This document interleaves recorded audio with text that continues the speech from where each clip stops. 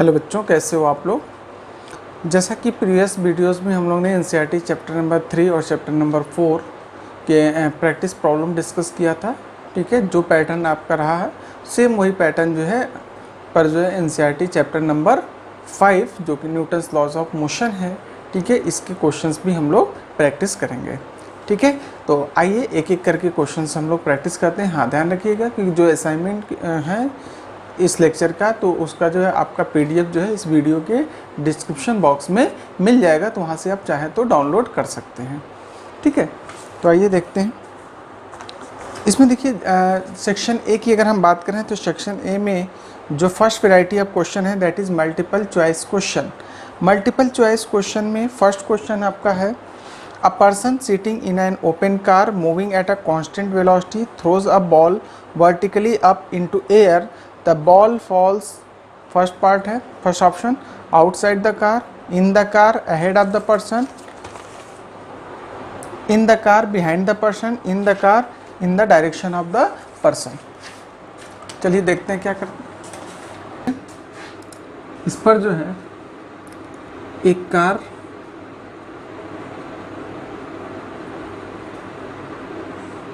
ये इसका व्हील है मान लीजिए,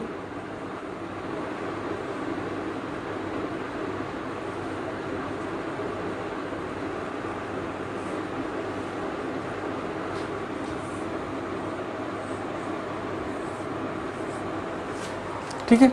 इस पर जो है एक पर्सन है, ओपन कार है, कार इस डायरेक्शन में मान लीजिए मूव कर रही है। ठीक है, तो इसलिए क्या हुआ, इस डायरेक्शन में अगर कार मान लीजिए वी वेलोसिटी से मूव कर रही है तो ये पर्सन भी इस डायरेक्शन में वी वेलोसिटी से मूव कर रहा होगा।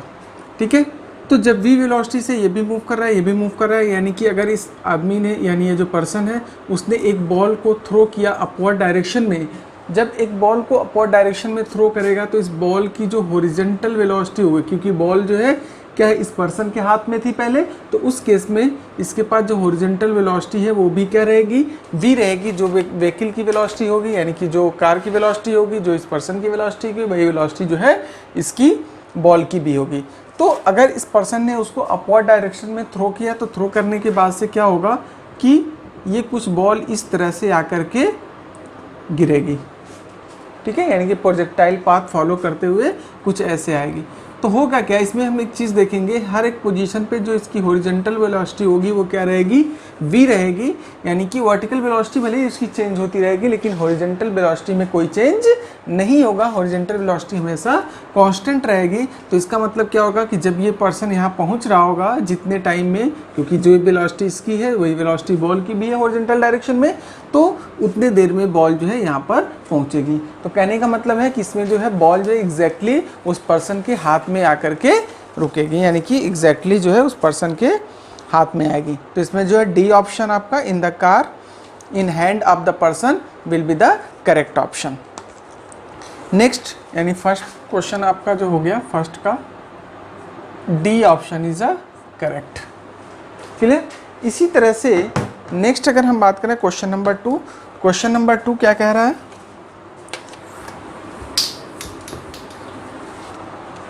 क्वेश्चन नंबर 2 कह रहा है a body of mass 2 kg is hung on a spring balance mounted vertically in a lift if the lift descends with an acceleration equal to the acceleration due to gravity g, the reading on the spring balance will be। तो भाई देखो क्या होता है, ये आपका spring balance है, hook यहाँ पे लगा हुआ है,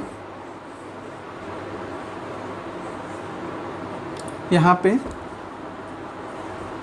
2 kg का जो मास है उसको हैंग किया गया है।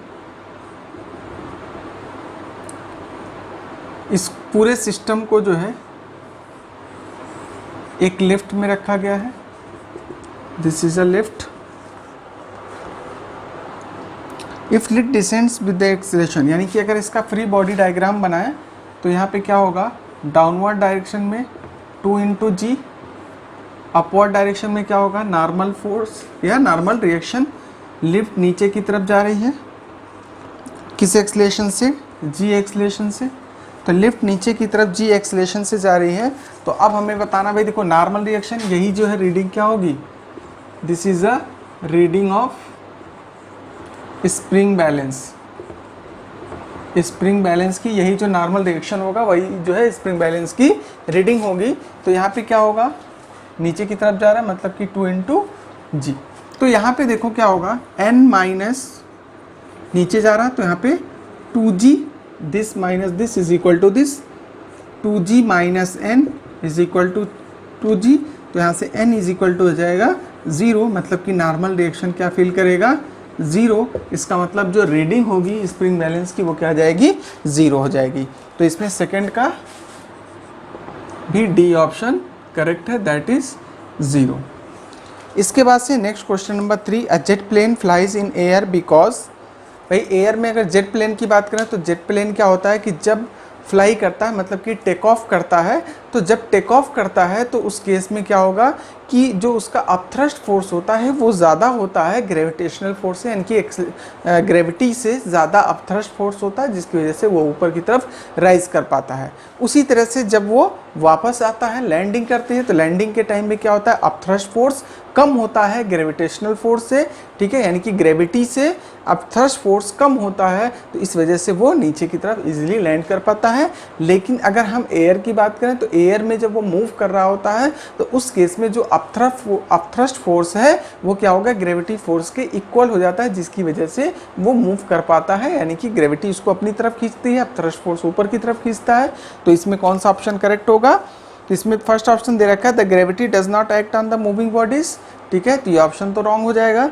Second, the thrust of the jet compensate for the force of gravity, तो यहाँ पे बी ऑप्शन करेक्ट हो जाएगा कि the thrust of the jet compensate for the force of gravity, ठीक है। तो थर्ड का जो है बी ऑप्शन। आगे क्या कह रहा है, the flow of air around the wings causes an upward force which compensate for the force of gravity, नहीं, ये उतना सुटेबल नहीं है।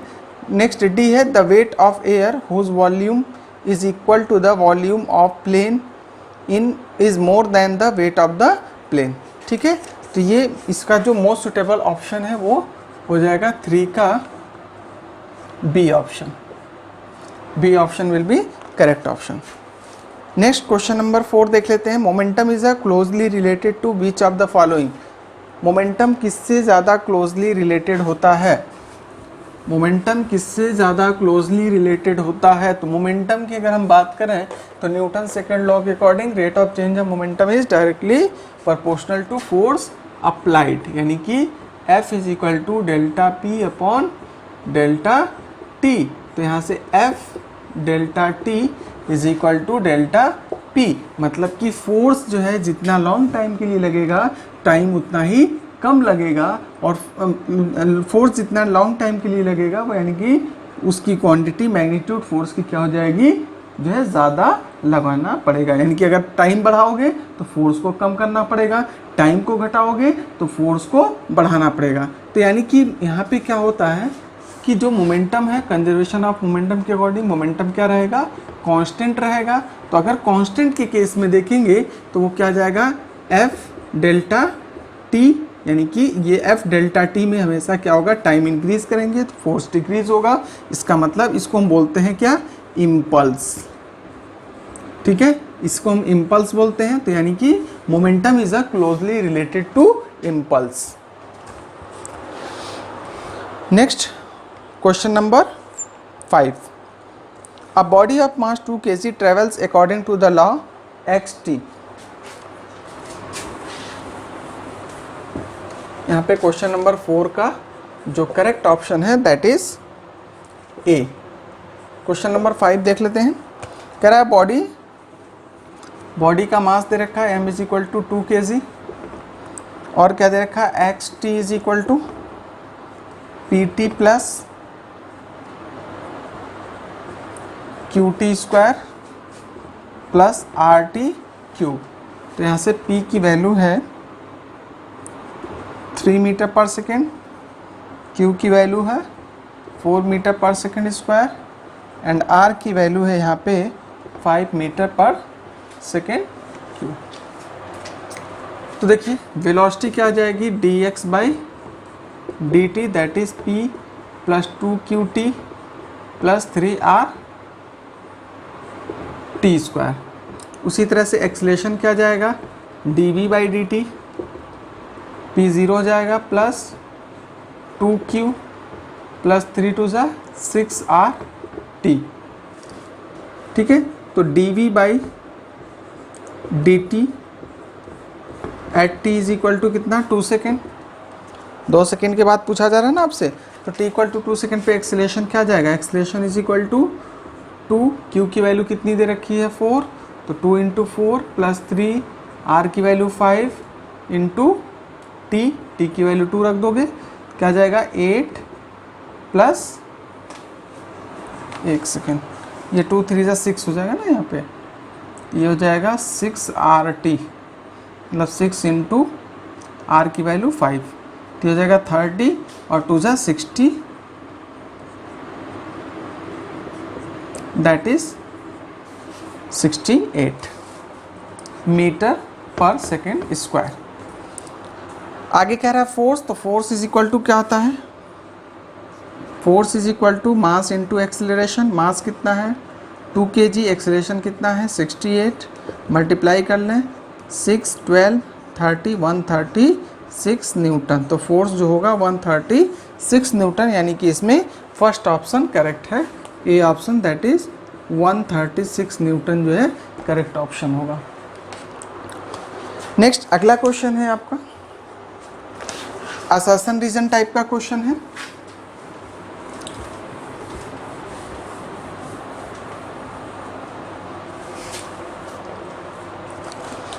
इसमें क्या है, question number 6, on a rainy day it is difficult to drive a car और bus at high speed. बिल्कुल ये डिफ़िकल्ट होता ही, अगर हाई स्पीड पे आप चलोगे तो क्या होगा, स्लिपिंग के चांसेस होते हैं, तो इस वजह से फिसलने के चांस होते हैं, इसलिए डिफ़िकल्ट हो जाता है। रीज़न क्या कर रहा है, the value of coefficient of friction is lower due to the wetting of the surface, भी सही है, यानी कि जो कोफिशिएंट ऑफ फ्रिक्शन है वो सरफेस को अगर वेट करें, मतलब कि गीला कर देंगे, तो जिसकी वजह से क्या होगा, फ्रिक्शन कम हो जाएगा, कोफिशिएंट ऑफ फ्रिक्शन जो है रिड्यूस हो जाता है।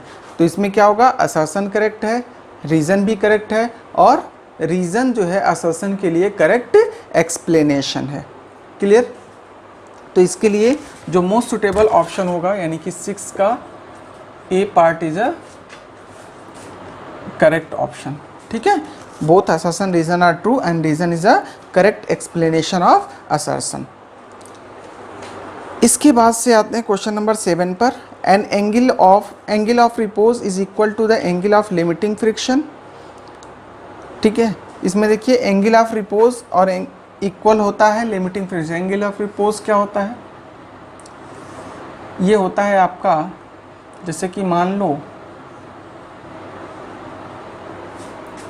ये एंगल ऑफ इंक्लिनेशन है, मान लीजिए ये थीटा, तो मान लिया कि जैसे ही अगर ये स्लाइड करने वाली होती है बॉडी डाउनवर्ड डायरेक्शन में, इसका क्या हो जाएगा mg, इस डायरेक्शन में f कह सकते हो, ये थीटा तो ये भी थीटा, तो ये mg cos theta, that is mg sin theta, this is a normal reaction, इसको n कह सकते हैं, और इधर की तरफ फ्रिक्शन फोर्स काम कर रहा होगा। ठीक है, तो फ्रिक्शन फोर्स यानी कि हम यहाँ पे देखेंगे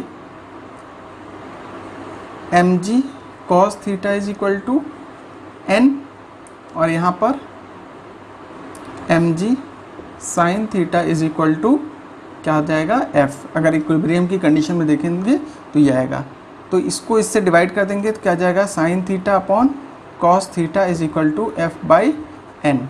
ठीक है, और ये हो जाएगा आपका tan theta, that is equal to F by N को हम क्या बोलते हैं, म्यू, और ये किसके इक्वल होता है, टेन अल्फा के इक्वल हो जाएगा। मतलब कि एंगल ऑफ रिपोज और दूसरी चीज़ क्या कह रहा है, एंगल ऑफ रिपोज को equal to the angle of limiting friction, यानी कि ये एंगल ऑफ लिमिटिंग फ्रिक्शन के इक्वल होता है, तो बिल्कुल करेक्ट है। तो यहाँ पे assertion is a correct. Reason की बात करेंगे, when the body just at the point of motion the force of friction in this stage is called as limiting friction. ठीक है, जैसे ही मोशन करने वाली होती है तो उस टाइम पे जो इसका फ्रिक्शन होता है, यानी कि उस केस में फोर्स ऑफ फ्रिक्शन को लिमिटिंग फ्रिक्शन कहते हैं, बिल्कुल करेक्ट ऑप्शन है। ठीक है, बट क्या असर्शन के लिए करेक्ट एक्सप्लेनेशन है, बिल्कुल नहीं है, असर्शन के लिए करेक्ट एक्सप्लेनेशन नहीं है। तो इसके लिए जो मोस्ट सुटेबल ऑप्शन हो जाएगा वो बी हो जाएगा, both assertion and reason are true but reason is not the correct explanation of assertion. यानी कि यहाँ पे क्वेश्चन नंबर 7 की अगर हम बात करें तो क्वेश्चन नंबर 7 का कौन सा ऑप्शन करेक्ट है आपका, बी ऑप्शन यहाँ पे ज़्यादा सुटेबल होगा। इसके बाद से आते हैं क्वेश्चन नंबर 8 पर। क्वेश्चन नंबर 8 क्या कह रहा है, why are the porcelain objects wrapped in paper और straw before packing for transportation. Transportation के लिए जब पैकिंग करते हैं तो उससे पहले मतलब जो है उनको जो है स्ट्रॉ या पेपर में रैप कर दिया जाता है। पोर्सलिन ऑब्जेक्ट यानी कि जो चीनी मिट्टी के कहते हैं कि जो बर्तन होते हैं, ठीक है, या फिर बोन चाइना के जो बर्तन होते हैं, जो इस टाइप के बर्तन होते हैं, ठीक है, या ऑब्जेक्ट्स होते हैं, उनको जो है क्या होता है पेपर वगैरह में या स्ट्रॉ में रैप करके, मतलब या सैनिटरी आइटम्स होते हैं तो उनको जो है पेपर में रैप करके मतलब जो है उनको ट्रांसपोर्ट किया जाता है। ऐसा क्यों? तो ऐसा इसलिए क्योंकि क्या होता है कि जैसे मान लो कि ट्रांसपोर्टेशन के ड्यूरेशन में क्या होगा, जब ट्रांसपोर्ट हो रहा होगा तो जर्किंग होगी। जर्किंग की वजह से क्या होगा कि हो सकता है कि जो मतलब जर्किंग होगी तो उन पर फोर्स लगेगा, यानी कि जो ऑब्जेक्ट्स हैं फोर्स लगेगा, क्योंकि वो ऑब्जेक्ट बहुत नाजुक होते हैं तो क्या हो जाएगा, टूट जाएंगे। ठीक है, तो उनको टूटने से यानी कि डैमेज से बचाने के लिए हम ऐसा करते हैं कि उनको रैप कर देते हैं। रैप करने से क्या होगा, रैप करने की वजह से कि उनमें जो फोर्स होगा, ठीक है, वो क्या होगा, कम हो जाएगा। कम कैसे हो जाएगा, क्योंकि वो लॉन्ग टाइम के लिए लगने लगेगा, यानी कि कुछ पुशअप की वजह से लॉन्ग टाइम के लिए वो फोर्स काम करेगा, जिसकी वजह से फोर्स की क्वांटिटी कम हो जाएगी। चूँकि F into T is equal to क्या होता है, momentum delta P। F delta T की हम बात करेंगे तो F delta T is equal to delta P, ये हमारा क्या हो जाता है, मोमेंटम। ठीक, तो यहाँ पे क्या है, मोमेंटम क्या है, कंजर्व रहेगा, कांस्टेंट रहेगा।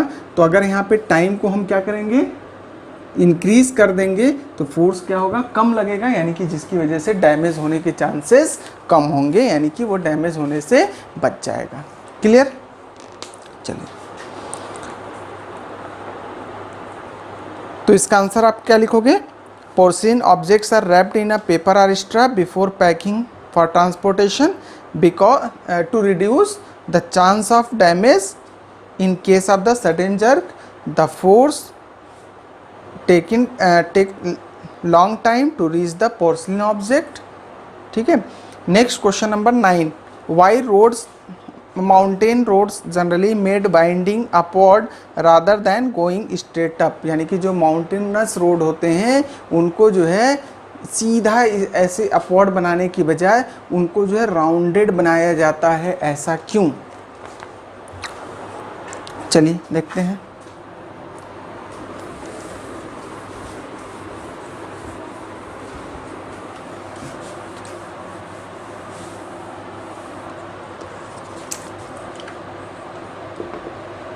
क्वेश्चन नंबर 9,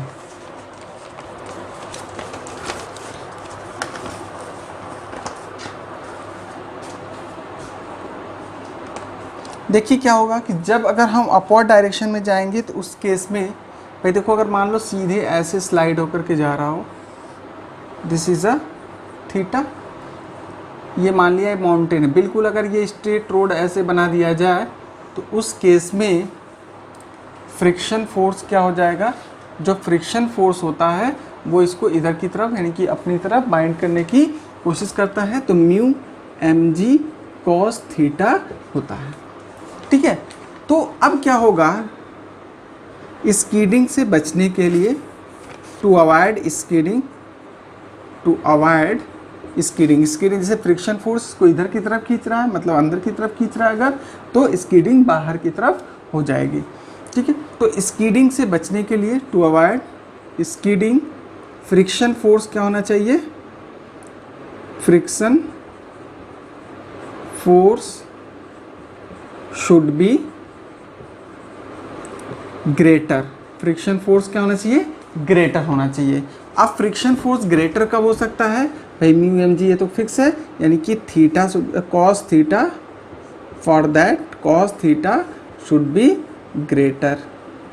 अब कॉस थीटा ग्रेटर कब होगा, मतलब कि जब थीटा की वैल्यू कम होगी, थीटा शुड बी स्मॉल, और जब थीटा स्मॉल होगा तो उस केस में कॉस थीटा जो है ग्रेटर होगा। कॉस थीटा ग्रेटर तो फ्रिक्शन फोर्स ग्रेटर, यानी कि स्कीडिंग से बच जाएगा, यानी स्कीडिंग नहीं होगी। तो इस वजह से, और ये कब मिलता है, यानी कि स्मॉल थीटा के लिए हमें क्या होता है, वाइंडिंग रोड रिक्वायर्ड, ठीक है, यानी कि जो रोड्स होते हैं उनको वाइंडिंग रोड्स जो है हम बनाते हैं, वाइंडिंग अपवार्ड बनाते हैं इस तरह से, यानी कि कुछ इस तरह से, कुछ इस तरह से, ऐसे, ठीक है, जिससे छोटा छोटा मतलब जो है एंगल बनेगा, और उसके बाद से जिसकी वजह से स्कीडिंग नहीं होगी, यानी कि फिसल करके खाई में न चली जाए जो व्हीकल है, तो जो भी कार या बस जिस चीज़ से भी आप ट्रैवल कर रहे हो वो खाई में न चला जाए स्कीड होकर के, तो उससे बचने के लिए ये किया जाता है, ठीक है। तो इसका आंसर क्या हो जाएगा, mountain roads are generally made binding upward rather than going straight up, ठीक है, to avoid skidding and to avoid skidding, and in winding road the angle of banking angle will be less, and that's why the friction force will be more, and so we can avoid the skidding. Next question number 10. An aeroplane executes a horizontal loop at a speed of 720 km per hour with its wings banked at 15 degree. What is the radius of the loop? Loop का हमें radius बताना है। चलिए देखते हैं इसमें क्या कर सकते हैं।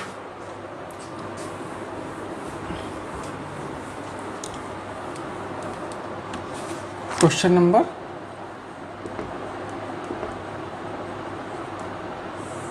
10 कह रहा है एरोप्लेन है horizontal loop at a speed of 720। जो आपका ये एरोप्लेन है, कुछ मान लो ये इस तरह का,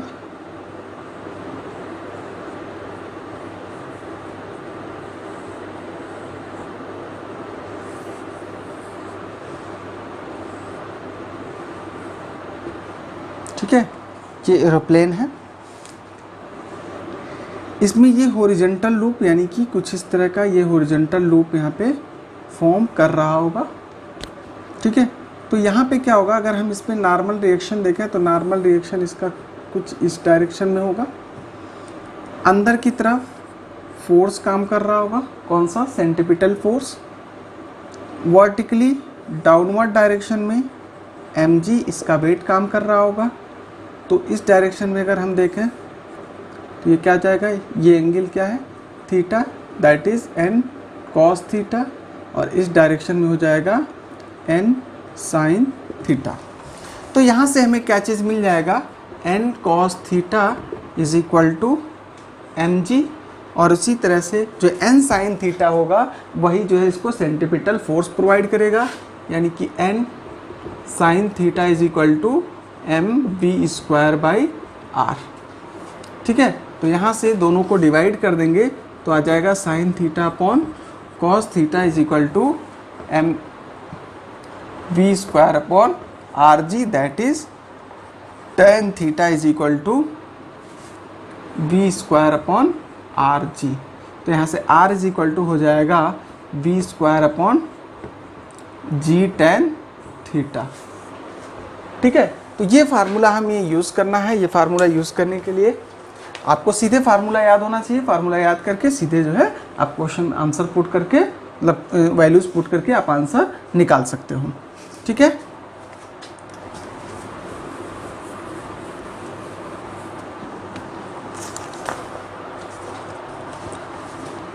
हाँ, तो आपको क्या क्या चीज़ें गिवन है।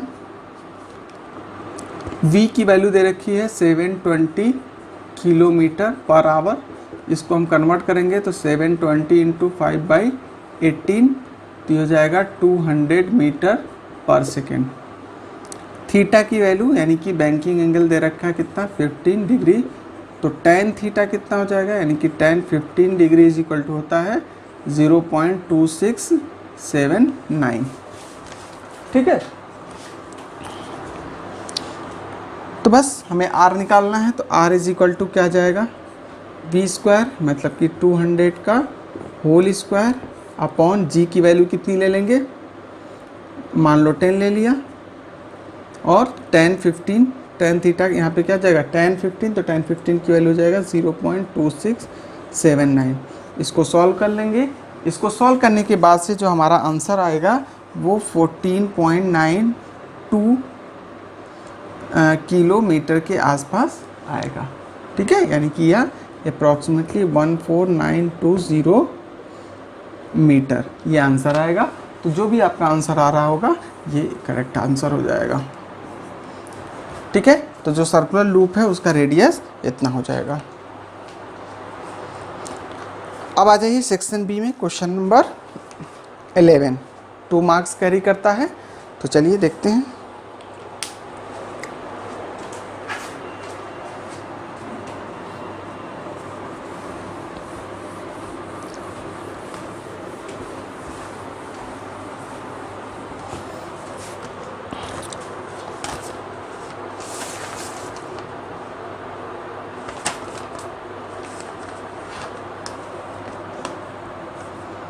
Section B question number 11।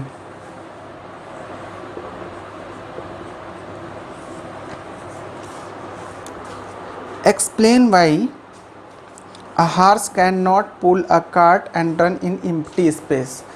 भाई देखो, एम्प्टी स्पेस में जो हार्स होता है वो कार्ट को पुल नहीं कर पाता है, ना ही रन कर पाता, ना ही दौड़ करता है। ऐसा क्यों? तो देखो क्या होता है, वो पहले दौड़ता कैसे है, रन कैसे करता है, ये चीज़ आप समझ लो।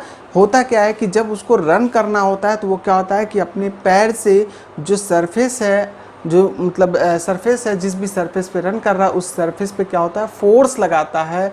और जब वो फोर्स लगाता है उस फोर्स के अगेंस्ट उसको क्या मिलता है, रिएक्शन फोर्स मिलता है। तो उसके अगेंस्ट जब उसको रिएक्शन फोर्स मिलता है तो उस रिएक्शन फोर्स से वो आगे की तरफ मूव कर पाता है।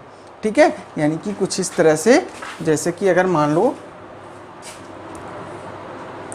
ये उसका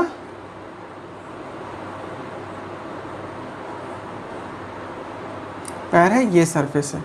ठीक है,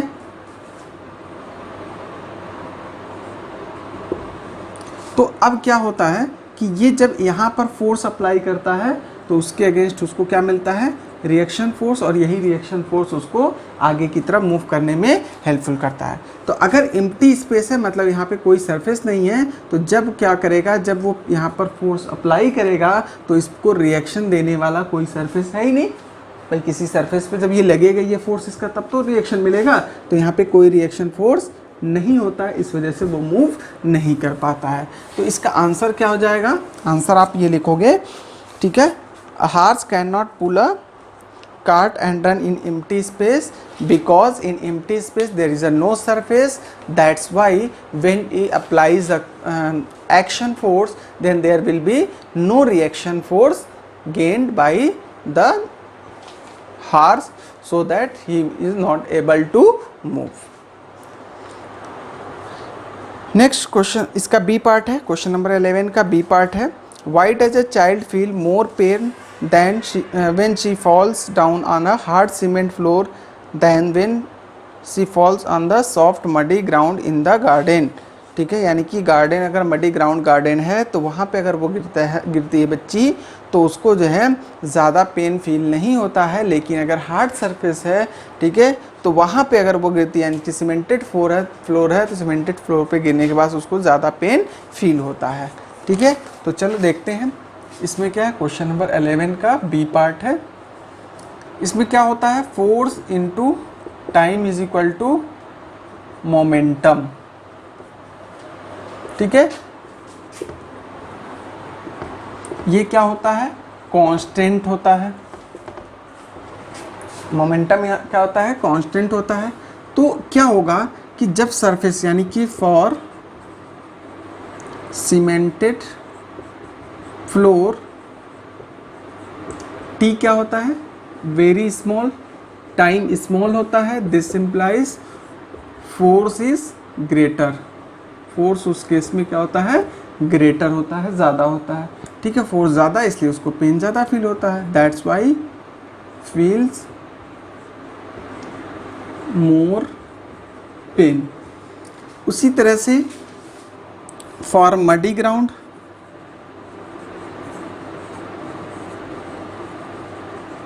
मडी ग्राउंड है तो उस केस में क्या होगा, टाइम इज लार्ज, ग्रेटर हो जाता है, ठीक है, उस केस में फोर्स स्मॉल हो जाता है, कम हो जाता है, that's why feels less pain, इस वजह से उसको लेस पेन फील होता है। Next question number 12। इसको रफ करते हैं।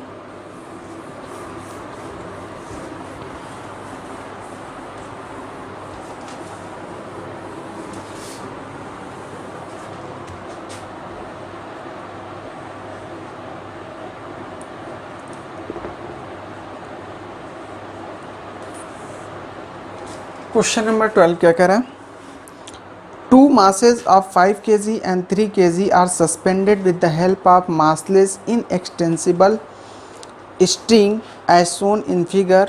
Calculate T1 T2 when the system is going upward with acceleration 2 meter per second square. Use G is equal to 9.8 meter per second.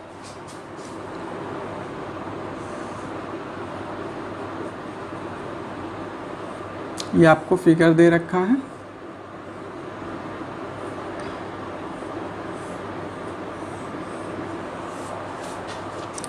M1 5 kg, M2 3 kg। इस पे जो tension force है that is T2, यहाँ पर जो tension force है वो T1।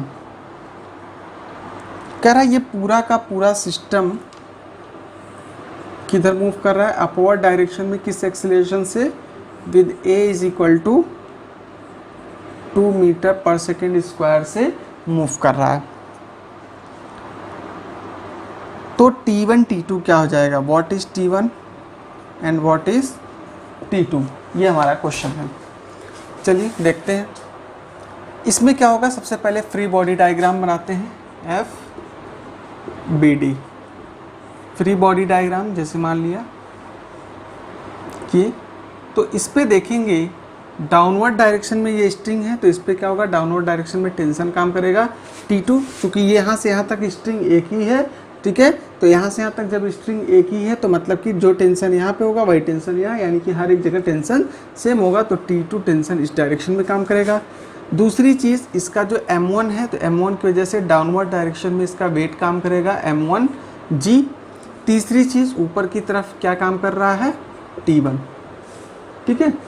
उसी तरह से अगर हम इसका फ्री बॉडी डायग्राम बनाएं तो इसका जो फ्री बॉडी डायग्राम बनेगा, डाउनवर्ड डायरेक्शन में M2G, अपवर्ड डायरेक्शन में T2, ठीक है, ये M2 है। कह रहा है दोनों ऊपर जा रहे हैं, ये किस एक्सीलरेशन से ऊपर जा रहा है, 2 मीटर पर सेकेंड, मतलब कि इसका जो एक्सीलरेशन होगा, मतलब फोर्स अपवर्ड डायरेक्शन में लग रहा होगा वो M1A, और इसका जो लग रहा होगा वो M2A। इतनी चीज़ें क्लियर हो गई। अब हमें क्या देखना है, यानी इसके लिए अगर इक्विलिब्रियम की कंडीशन देखें, इस वाले के लिए और इसके लिए, दोनों के लिए अलग अलग हम देखें, तो इसके लिए इक्विलिब्रियम की कंडीशन में क्या जाएगा, बॉडी कहाँ जा रही है, ऊपर जा रही है, मतलब कि T1 minus T2 minus M1G is equal to M1A। तो यहाँ से आ जाएगा T1 माइनस T2, इसको इधर ट्रांसफर करके M1 कॉमन ले लेंगे, तो आ जाएगा M1G प्लस A, ठीक है। तो एक इक्वेशन हमको यहाँ से ये मिल गया।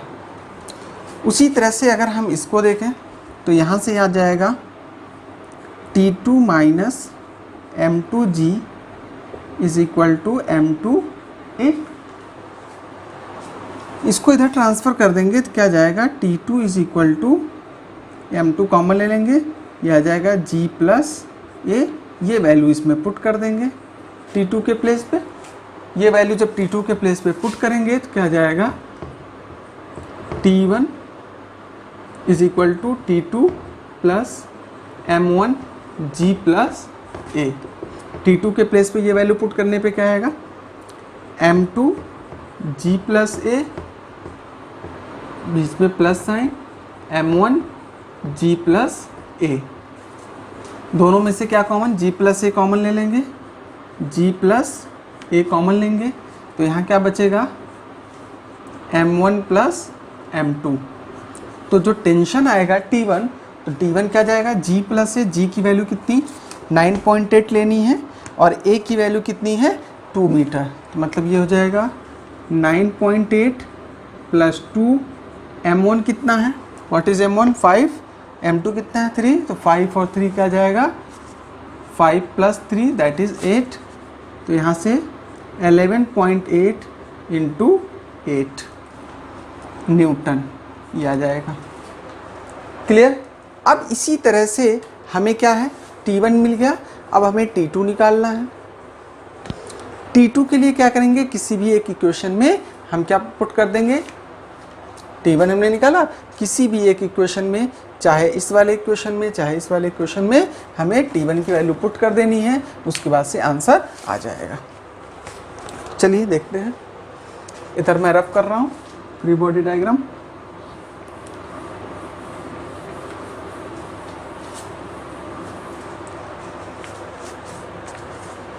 यहाँ से अगर हम देखें, इसको इधर ले जाएं, इसको इधर ले आएंगे, तो ये आ जाएगा हमारा T2 is equal to T1 minus M1 G plus a. T1 कितना है, T1 आया हमारा 11.8, या सीधे सीधे यहाँ पे T2 इस वाली वैल्यू में हम पुट कर देंगे, तो सीधे सीधे भी हम निकाल सकते हैं। तो यहाँ से T1 हमारा ये आ गया, और कुछ करने की ज़रूरत नहीं है, इस T2 में यहाँ पे वैल्यू पुट करेंगे, ये आ जाएगा M2। M2 कितना था, what is M2, M2 is 3, G 9.8 plus 2 that is 3 into what 11.8 आ जाएगा। अब और क्या कैलकुलेट करना हमें, क्वेश्चन नंबर, बस कुछ नहीं, T1 T2 कैलकुलेट करना था, तो यहाँ पे हम इसको मल्टीप्लाई कर लेंगे। 8 8 जा 64, 8 1 जा 8 और 6 14, 8 1 जा 8 और ये 9, तो 94.4 न्यूटन आ जाएगा T1। T1 की वैल्यू ये आ जाएगी, T2 की वैल्यू 8 3 जा 24, 11 3 जा 33 और ये 2 35.4 न्यूटन। T2 की वैल्यू ये आ जाएगी, बोथ आर द आंसर। यहाँ से T1 is equal to 94.4 Newton, T2 की वैल्यू 35.4 न्यूटन, ये आंसर आ जाएगा।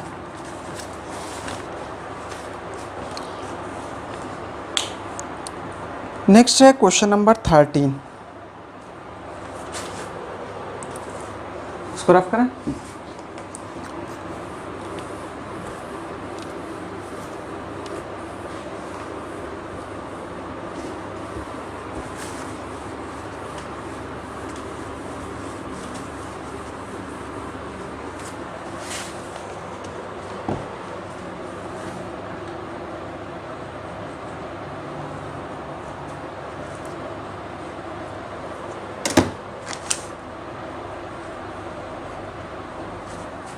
Question number 13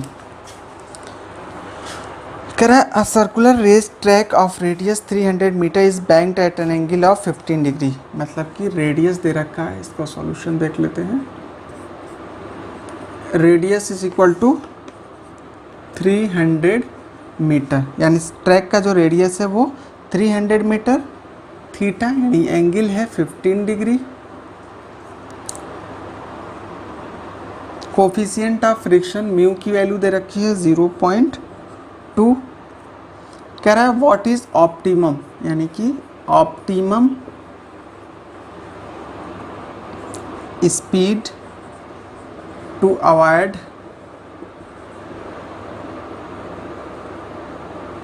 wear and tear. ठीक है, वियर और टीयर को अवॉइड करने के लिए ऑप्टिमम स्पीड क्या होगी। तो देखिए ऑप्टिमम स्पीड का जो फार्मूला होता है V not is equal to under root G और टेन थीटा। यहाँ पे वैल्यू पुट कर देंगे। जी की वैल्यू स्पेसिफाइड है क्या, नहीं स्पेसिफाइड नहीं है, तो हम 10 ले लेते हैं।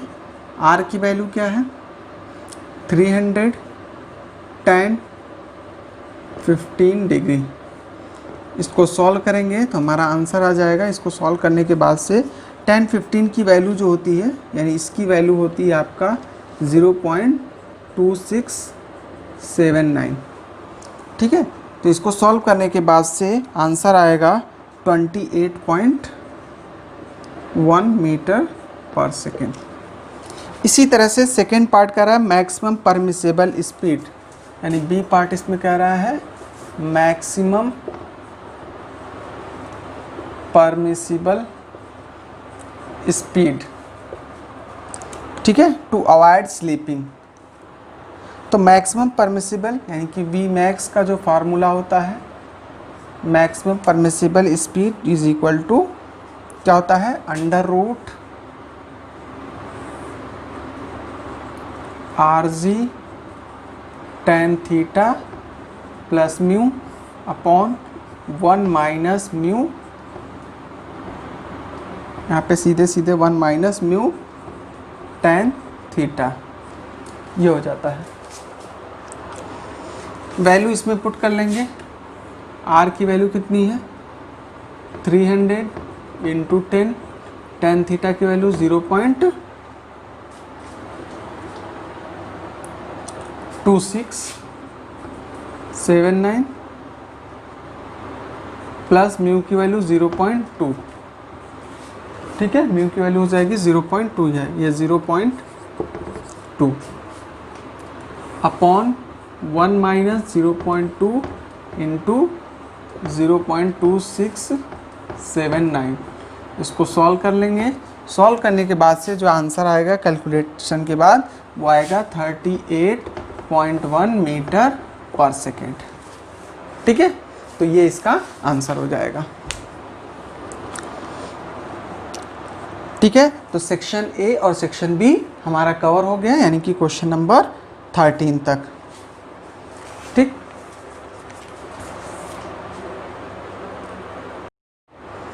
नेक्स्ट सेक्शन सी, जिसका 3 मार्क्स वेटेज है। ठीक है, क्वेश्चन नंबर 14।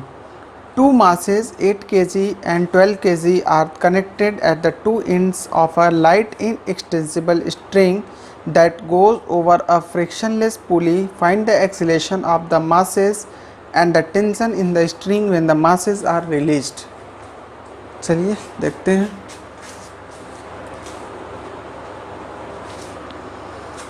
कह रहा है 2 masses हैं, एक inextensible pulley है। तो सबसे पहले दिस इज अ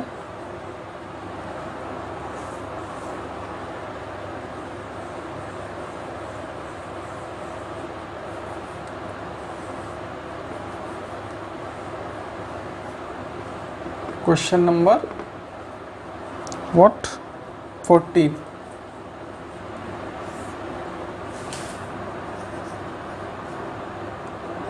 सॉल्यूशन। तो इसके लिए हम फिगर सबसे पहले ड्रॉ कर लेते हैं। एक हम पुली यहाँ पे बना देते हैं।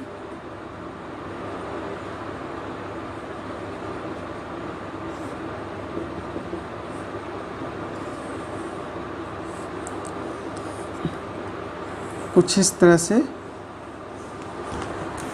एक पर मास कितना है 8 kg, दूसरे का 12 kg। दोनों को छोड़ दिया गया, रिलीज कर दिया गया। Goes over frictionless pulley, find the acceleration of the masses and tension in the string. यानी हमें क्या क्या कैलकुलेट करना है। एक्सीलरेशन क्या होगा और टेंशन क्या होगा। तो सबसे पहले ये देख लें कि यहाँ पे ये स्ट्रिंग क्या है, सेम है, एक ही स्ट्रिंग है, तो इसका हर एक पॉइंट पे टेंशन सेम होगा। तो यहाँ पे टेंशन अपवर्ड डायरेक्शन में और यहाँ पर भी टेंशन इस तरह से अपवर्ड डायरेक्शन में होगा। जब इसको फ्री मूव करने के लिए छोड़ दिया जाएगा तो ये क्या होगा, मान लो ए एक्सीलरेशन से ऊपर की तरफ जाएगा और ये जो है ए एक्सीलरेशन से नीचे की तरफ आएगा। अब इसका हम फ्री बॉडी डायग्राम बनाते हैं। जैसे कि मान लिया 8 kg वाले का फ्री बॉडी डायग्राम बनाएं, तो ये 8 kg इसका मास है, तो डाउनवर्ड डायरेक्शन में क्या काम करेगा, इसका weight is equal to 8 into 10 that is 80 newton. Upward direction में क्या काम कर रहा है, टेंशन फोर्स, और अपवर्ड डायरेक्शन में इसके एक्सीलरेशन की वजह से एक्सीलरेटेड फोर्स यानी कि 8a भी काम कर रहा है। ठीक है, उसी तरह से अगर इसका हम फ्री बॉडी डायग्राम बनाएं तो अपवर्ड डायरेक्शन में टेंशन काम कर रहा है, डाउनवर्ड डायरेक्शन में इसका weight is equal to 12 into 10 that is 120 newton. ये किधर की तरफ आ रहा है, डाउनवर्ड डायरेक्शन में आ रहा है, किस एक्सीलरेशन से, ए एक्सीलरेशन से, तो इसका जो एक्सीलरेटेड फोर्स होगा यानी कि 12 kg का एक्सीलरेटेड फोर्स होगा, ये हो जाएगा 12a। अगर इसको हम इक्विलिब्रियम की कंडीशन में इसको देखें तो ये क्या हो जाएगा, t minus 80 is equal to 8a। और अगर हम इसको इक्विलिब्रियम की कंडीशन में देखेंगे तो ये आ जाएगा, डाउनवर्ड डायरेक्शन में आ रहा है, मतलब कि 120 माइनस टी, इसको यहीं पे ऊपर लिख लेते हैं, 120 minus T that is equal to क्या जाएगा, 12a के इक्वल। दोनों इक्वेशंस को अगर हम ऐड कर लें तो ये और ये कैंसिल हो जाएगा। ठीक है, तो यहाँ से दोनों को एडिंग बोथ इक्वेशन, दोनों इक्वेशन को ऐड करेंगे तो टी कैंसिल और ये क्या जाएगा, 120 minus 80 is equal to 20a, 12 plus 8 क्या जाएगा, 20a, और ये जाएगा 40 इज इक्वल टू 20a। तो यहाँ से एक्सीलरेशन आ जाएगा 40/20 that is 2 metre per second square. Acceleration मिल गया 2 मीटर पर सेकेंड स्क्वायर, ये हमारा एक्सीलरेशन आ जाएगा। अब आगे पूछा जा रहा है टेंशन क्या होगा, टेंशन फोर्स। तो जब एक्सीलरेशन मिल गया तो इन दोनों में से किसी भी एक इक्वेशन में वैल्यू पुट कर देंगे तो हमें क्या मिल जाएगा, टेंशन मिल जाएगा। तो यहाँ पे क्या जाएगा, t minus 80 is equal to 8a। This implies that t is equal to 80 plus 8, a के प्लेस पे कितना 2, that is 80 plus 16 which will be equal to 80 plus 16 that is 96 newton. ठीक है, तो इसका जो टेंशन आ जाएगा वो 96 न्यूटन हो जाएगा।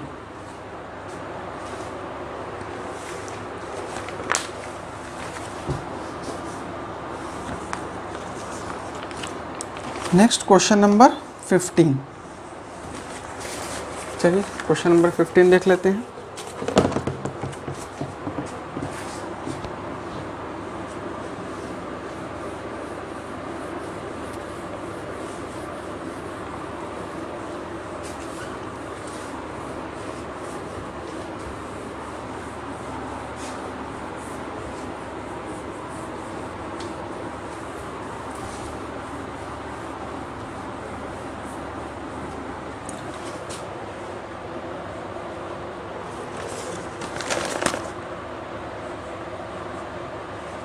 क्वेश्चन नंबर 15 क्या कह रहे हैं, a monkey of mass 40 kg climbs on a rope which can stand a maximum tension 600 newton. In which of the following cases will the rope will break. The monkey first climbs up with acceleration of 6 metre per second square. तो यहाँ पे figure भी दे रखा है इन्होंने बहुत सुंदर सा, ये रोप है। ठीक है, इस पर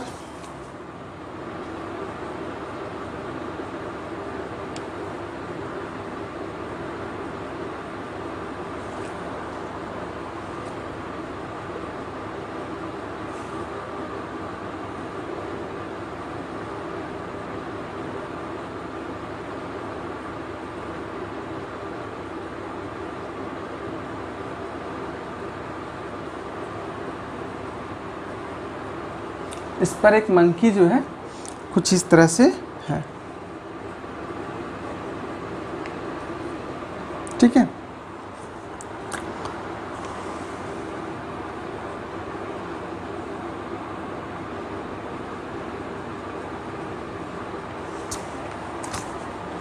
ये मंकी है। अब यहाँ पे इस मंकी का जो वेट मतलब मास दे रखा है कितना है, इसका मास है 40 kg, ठीक है। तो जाहिर सी बात है वो नीचे की तरफ कुछ फोर्स लगाएगा, यानी कि उसकी मास की वजह से नीचे की तरफ इसका वेट काम करेगा। Weight is equal to 40 into ji, that is 40 into 10, that is 400 Newton.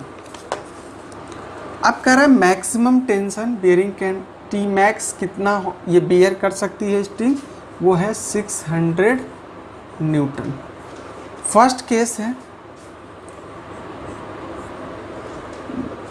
Monkey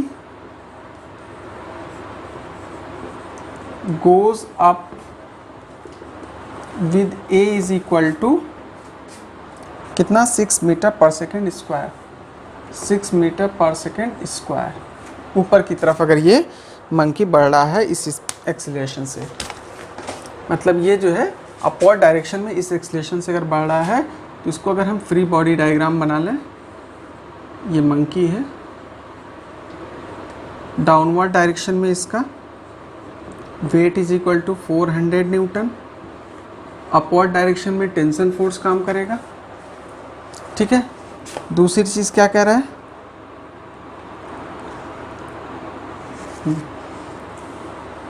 किस एक्सीलरेशन से, a इज इक्वल टू यानी कि एक्सीलरेटेड फोर्स हो जाएगा 40 इंटू 6।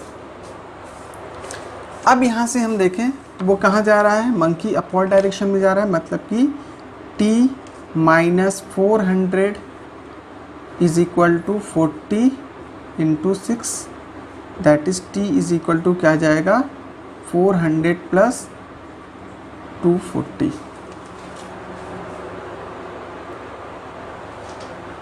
ठीक है, तो अब यहाँ पे ये हो जाएगा 640 न्यूटन, यानी कि जो टेंशन क्रिएट हुआ है वो 640 न्यूटन है, बट ये स्ट्रिंग की कैपेसिटी 600 न्यूटन तक के टेंशन को बियर कर सकता है। तो यहाँ पे क्या लिखेंगे, since T is greater than T max this implies string will break, string क्या हो जाएगा, टूट जाएगी।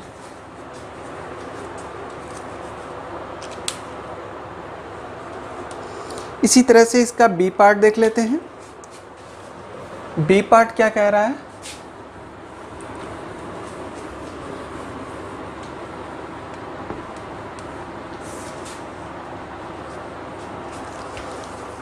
Climbs down with an acceleration of 4 metre per second square, मतलब कि 4 मीटर पर सेकेंड स्क्वायर से वो डाउनवर्ड डायरेक्शन में जा रहा है, गोज डाउन।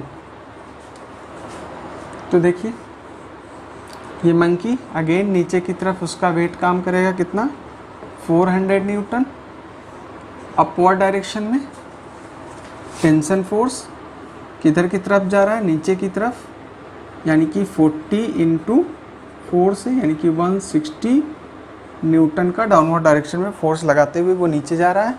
तो यहाँ पे क्या जाएगा, इक्विलिब्रियम की कंडीशन में 400 minus T is equal to 160 newton, दिया जाएगा 400 minus 160 that is equal to T, this implies T is equal to tension is equal to, ये हो जाएगा कितना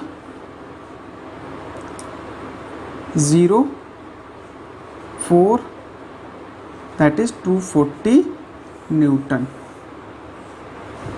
ठीक है, तो यहाँ पे क्या है कंडीशन, यहाँ पे दिख रहा है कि जो T is a less than T max, तो जब टेंशन फोर्स जो जनरेट हो रहा है वो क्या है, लेस है, इसका मतलब तो वो बियर कर लेगा, इसका मतलब क्या हो जाएगा string, this implies string will not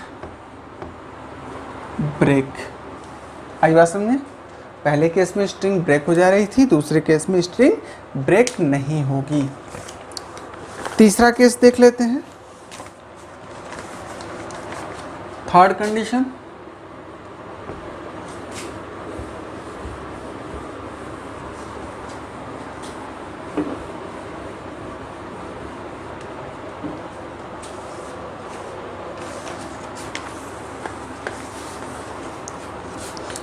climbs up with a uniform speed 5 meters, goes up with uniform speed of 5 metre per second. Speed uniform, इसका मतलब क्या होगा? दिस इम्प्लाइज एक्सीलरेशन क्या आ जाएगा? 0। तो अब इस केस में मंकी कहाँ जा रहा है? ऊपर की तरफ जा रहा है, मतलब टेंशन ऊपर। डाउनवर्ड डायरेक्शन में इसका वेट, मंकी किधर जा रहा है? मंकी जो जा रहा होगा ऊपर की तरफ जा रहा है, मतलब a इज इक्वल टू 0 से, यानी कि 40 into a, 40a is equal to 0, और ये कितना है? 400 न्यूटन। इसका मतलब क्या जाएगा? t minus 400 is equal to 0, तो t is equal to 400 newton. इस केस में टेंशन कितना? 400 न्यूटन आ रहा है। मतलब क्या हुआ कि क्या ब्रेक होगा कि नहीं होगा? ठीक है, तो इस केस में भी हम देखेंगे, चूँकि t is less than t max, this implies string will not break। 600 से छोटा है ना, तो इस केस में भी जो है ब्रेक नहीं होगा। ये ऑप्शन जो है कौन सा था? सी पार्ट था। इसके बाद से लास्ट देख लेते हैं, डी पार्ट। इसको रफ कर दें।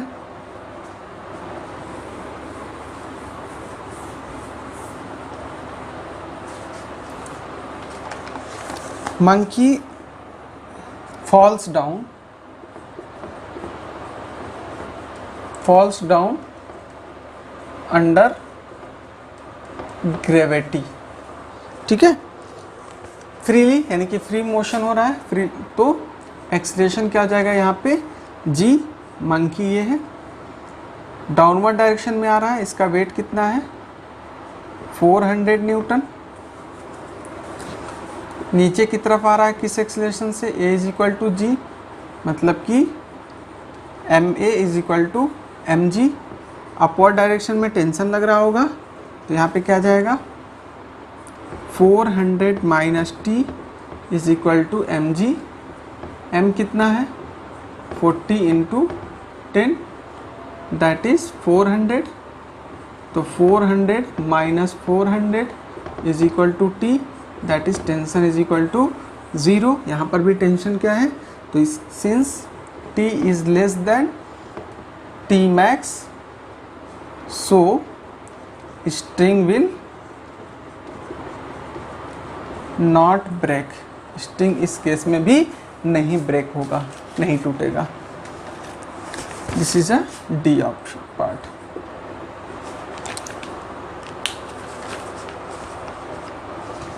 नेक्स्ट है question number 16। Next question number 16।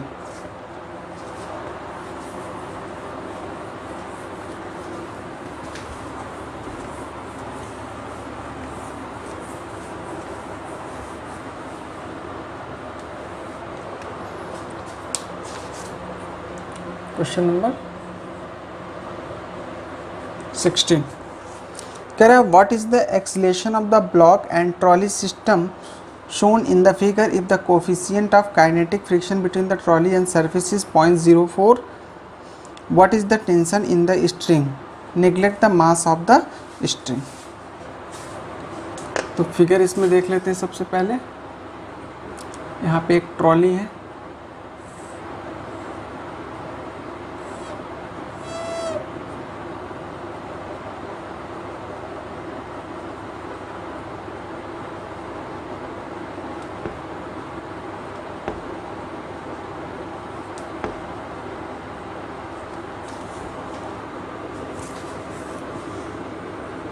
इसका कुछ वेट होगा अपना 20 kg।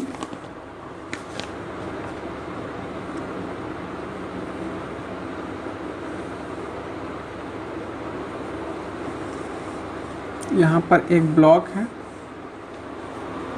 इसका भी कुछ अपना वेट है, ये है 3 kg। डाउनवर्ड डायरेक्शन में 30 न्यूटन का फोर्स लग रहा होगा, अपवर्ड डायरेक्शन में टेंशन और इस डायरेक्शन में भी टेंशन फोर्स। और क्या दे रखा है? काइनेटिक फ्रिक्शन, यानी एफ के आपको दे रखा है, काइनेटिक फ्रिक्शन एफ के। सारी चीज़ें मेंशन है, अब आपको कुछ करना नहीं है। इसमें क्या क्या चीज़ें गिवन है, तो म्यू इज इक्वल टू 0.04 दे रखा है। तो अब देखिए यहाँ पे अगर हमें फ्रिक्शन फोर्स निकालना तो डाउनवर्ड डायरेक्शन में क्या काम कर रहा होगा, 20 इंटू जी की वैल्यू हमें क्या लेनी है, 10 लेनी है। तो 20 into 10 that is 200 Newton. Upward direction में इसका रिएक्शन फोर्स होगा, तो F K is equal to, यहाँ से एफ के की अगर हम बात करें तो होता है म्यू इंटू आर। म्यू कितना 0.04, आर कितना 200, जितना ये होगा उतना ही रिएक्शन फोर्स भी होगा, तो 200 ये हो जाएगा 8 न्यूटन। फ्रिक्शन फोर्स जो है इसका, काइनेटिक फ्रिक्शन जो है 8 न्यूटन दे रखा है। अब करें what is the tension in the string, तो इसके लिए हमें फ्री बॉडी डायग्राम बनाना पड़ेगा। तो ये ट्रॉली के लिए हम फ्री बॉडी डायग्राम बना लेते हैं। इधर की तरफ टेंशन T और इधर की तरफ एफ के, और दूसरा हम फ्री बॉडी डायग्राम इस ब्लॉक के लिए बना लेते हैं, जो भी इसका वेट है मान लो। नीचे की तरफ 30 न्यूटन और अपवर्ड डायरेक्शन में T।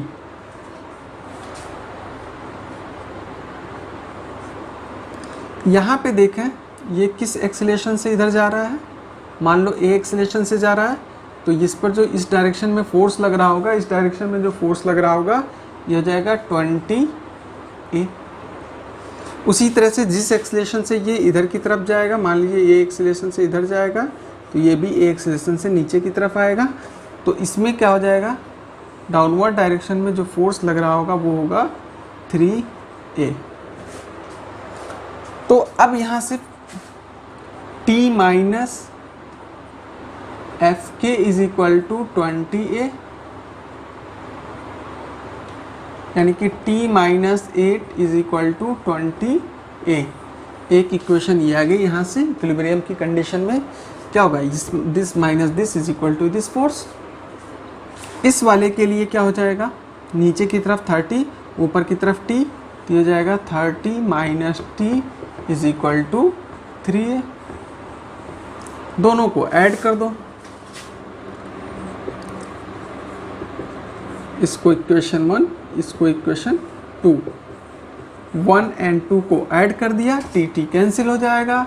8 माइनस 8 प्लस ये हमारा 30 दिया जाएगा, minus 8 plus 30 is equal to 20a plus 3a, यह जाएगा 22 इज इक्वल टू 23a। तो एक्सीलरेशन आ जाएगा 22/23।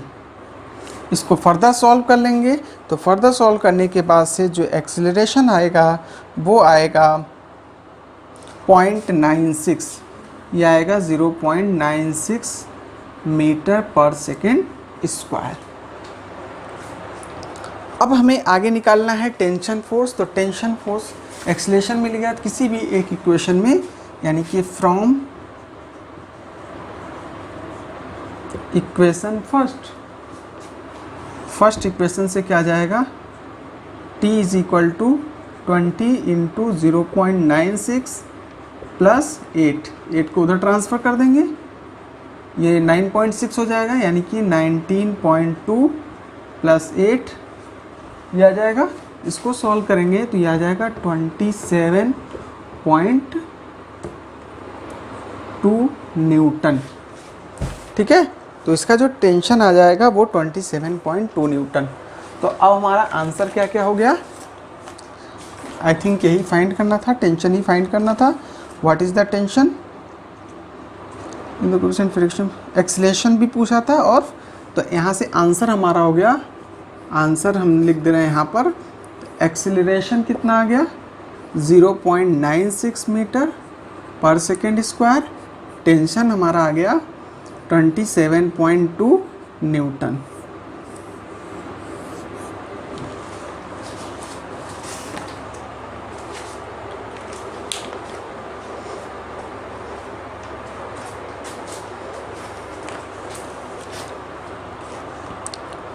नेक्स्ट है सेक्शन डी, 5 मार्क्स जिसका वेटेज है। इसमें क्या है, क्वेश्चन नंबर 17, लास्ट क्वेश्चन है, ये देख लेते हैं।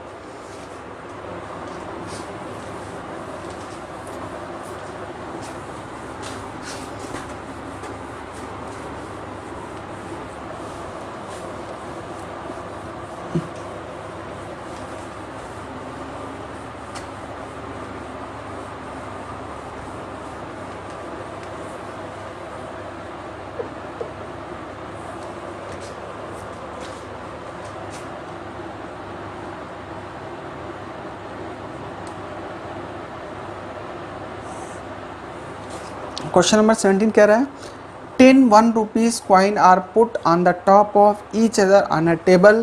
Each coin has a mass m. Give the magnitude and direction of. इसके बाद से 3 पार्ट हैं, तीनों चीज़ें पूछी, एक एक करके सॉल्व करते हैं। तो सबसे पहले इन्होंने कहा 10 कॉइन, तो 10 कॉइन्स हम बना लेते हैं यहाँ पे।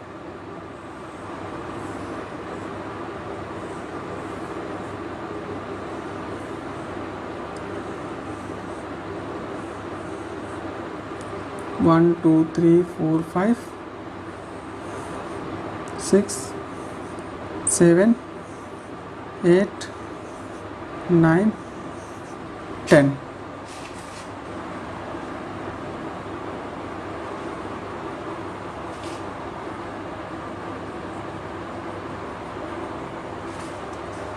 ठीक है, इस तरह से 10 कॉइन्स रखे हुए हैं एक के ऊपर एक। अब इसमें कह रहा है फर्स्ट, हर एक कॉइन का मास क्या दे रखा है,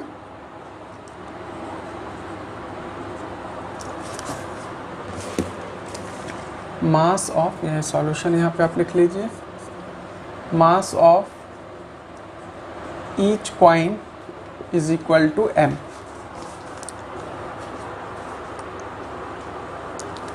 फर्स्ट पार्ट आपसे पूछा जा रहा है force on 7th coin, force on 7th coin due to all the coins on its top, due to all coin on its top, counting from bottom, नीचे से काउंट करना है। तो नीचे से काउंट 1 2 3 4 5 6 7 8 9 10। ठीक है, तो हम बात कर रहे हैं 7, मतलब इसमें पूछा जा रहा है आपसे कि जो 7th कॉइन है, ये वाला कॉइन है,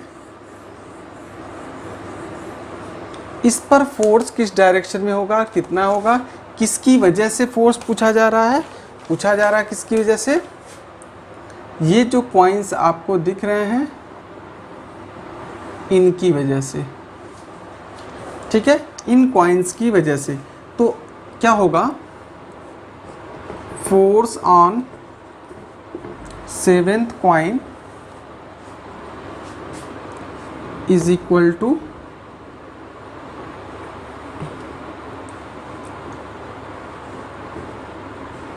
wait of all coin above it.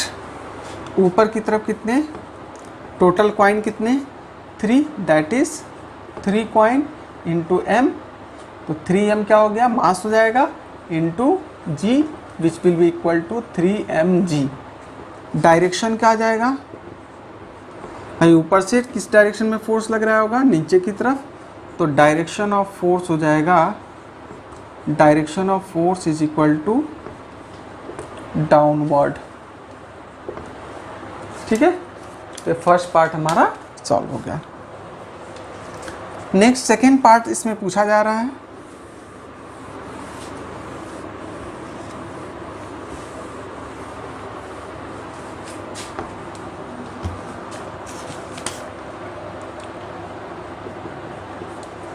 Second part ये कह रहा है the force on the 7th coin by the 8th coin. Force on 7th coin by 8th coin. अब भाई 8th कॉइन कितना फोर्स इस पे लगा रहा होगा, तो 8th कॉइन के ऊपर से जितना फोर्स लग रहा होगा, मतलब कि ये जो फोर्स लग रहा होगा, ये फोर्स लग रहा होगा कितना इस पर F1, और ये इसका जो वेट होगा नीचे की तरफ W1, तो दैट इज इक्वल टू क्या जाएगा, force on 8th coin by 9th and 10th coin plus weight of 8th coin.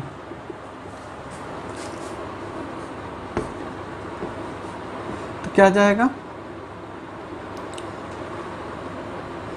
9th और 10th कॉइन की वजह से, मतलब कि 2mg प्लस इसका क्या जाएगा m into ji, that is 3mg।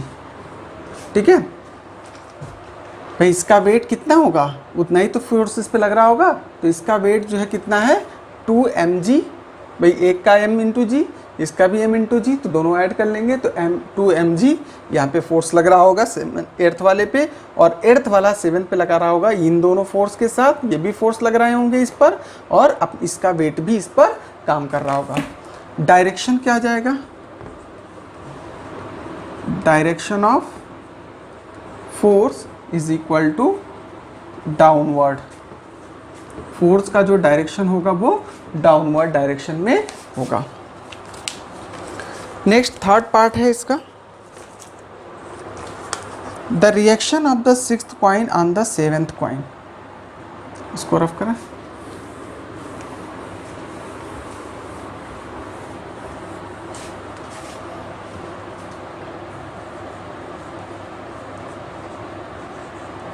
Reaction of 7th coin,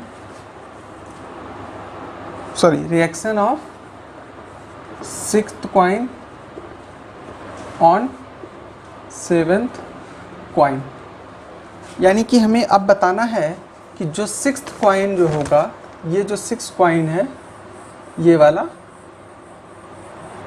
ये 7th कॉइन पर कितना रिएक्शन फोर्स दे रहा होगा, रिएक्शन फोर्स कितना दे रहा होगा। ठीक है, तो जाहिर सी बात है कि जितना इस पर फोर्स लग रहा होगा उतना ही तो रिएक्शन देगा। Every reaction there is equal and opposite reaction, तो इक्वल टू हो जाएगा force on 6th coin due to 7th coin.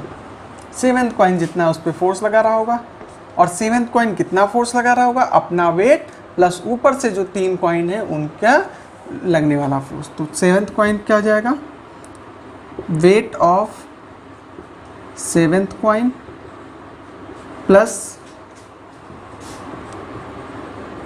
Force on 7th coin due to 8th, 9th and 10th coin. तो यहाँ से आ जाएगा आपका वेट ऑफ 7th कॉइन की हम बात करेंगे तो क्या जाएगा m इंटू जी, प्लस 7th के ऊपर कितने कॉइन, 3 कॉइन, हर एक कॉइन का मास m, तो क्या जाएगा 3m उसका मास इंटू जी, तो ये हो जाएगा 4mg। ये मिलीग्राम नहीं है, g मतलब यहाँ पे ग्रेविटेशनल एक्सीलरेशन है। ठीक है, तो अब डायरेक्शन क्या हो जाएगा, डायरेक्शन ऑफ रिएक्शन किधर होगा, अपवर्ड होगा, अपवर्ड डायरेक्शन। ठीक है, next this is the third answer था। इसके बाद से 17 के ये सब ए पार्ट था। ठीक है, जितने भी अभी हमने कराया 17 के ए पार्ट में था। अब 17 क्वेश्चन का बी पार्ट है, कह रहा है a body like a ring और a sphere rolling without slipping over a horizontal plane will suffer no friction in principle, but to keep the body rolling some applied force is needed. Why? चलिए last question है, देख लेते हैं।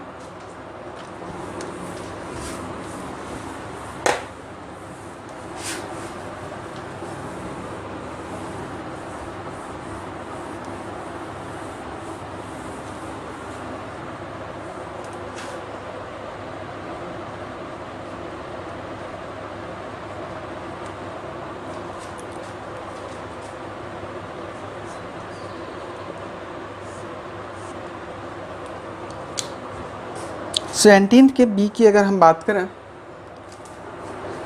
मान लिया एक horizontal surface है,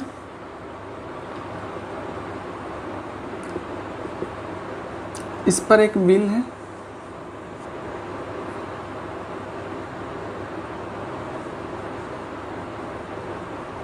ये क्या कर रही है, रोलिंग विदाउट स्लिप, बिना स्लिपिंग की रोलिंग कर रही है। तो होगा क्या भाई, देखो जब स्लिप नहीं कर रही है तो जाहिर सी बात है फ्रिक्शन फोर्स, भाई अगर ये स्लिप कर रही होती, इस तरह से स्लाइड कर रही होती, तो उस केस में यहाँ पे फ्रिक्शन फोर्स काम कर रहा होता, लेकिन यहाँ पे स्लाइडिंग नहीं हो रही है, तो क्या होगा, फिर भी हमको एडिशनल फोर्स की रिक्वायरमेंट होती है। एडिशनल फोर्स क्यों देते हैं, तो देखिए क्या होता है, इसका जो वेट होगा ना, इसका वेट m इंटू जी डाउनवर्ड डायरेक्शन में लग रहा होगा, तो जिस सरफेस पर ये होगा उस पर हल्का सा ये क्या क्रिएट करेगा, डिप्रेशन क्रिएट कर देगा, कुछ इस तरह से डिप्रेशन इसके वेट की वजह से, यानी कि mg वेट की वजह से कुछ डिप्रेशन क्रिएट करेगा।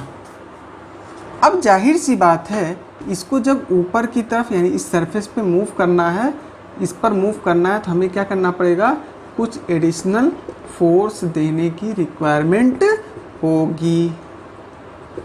ठीक है, तो इस वजह से हमको एडिशनल फोर्स देना पड़ जाता है, एडिशनल फोर्स की रिक्वायरमेंट होती है।